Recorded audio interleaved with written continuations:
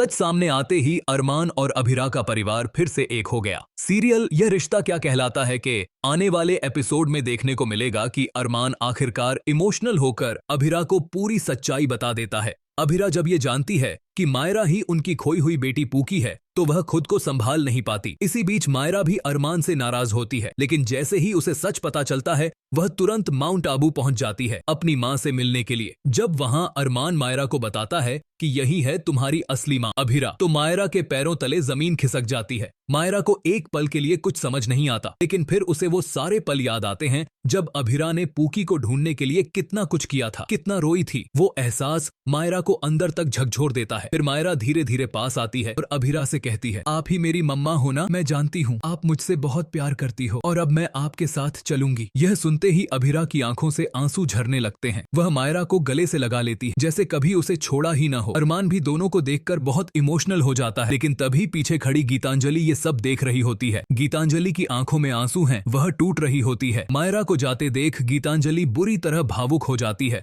और बार बार मायरा को रोकने की कोशिश करती है। वह कहती है, मायरा तुम तो मेरी दुनिया थी, तुम कैसे चली जाओगी? लेकिन तभी अरमान गीतांजलि के पास आता है और साफ शब्दों में कहता है, गीतांजलि हमारा रिश्ता यहीं तक था, अब हमारी बेटी को उसकी असली मां मिल चुकी है, अब वह अभिरा के साथ ही रहेगी। गीतांजलि ये सुनकर पूरी तरह टूट जाती है, लेकिन उसका चेहरा धीरे धीरे कठोर हो जाता है। उसके मन में एक बार फिर डर और जलन घर करने लगती है। अब देखना यह है, क्या गीतांजलि इतनी आसानी से मायरा और अरमान को अभिरा का होने देगी या फिर वह कोई नई साजिश रचेगी इस परिवार को फिर से तोड़ने के लिए? क्या मायरा के साथ साथ अरमान और अभिरा भी एक नई शुरुआत कर पाएंगे? जानने के लिए देखते रहिए यह रिश्ता क्या कहलाता है।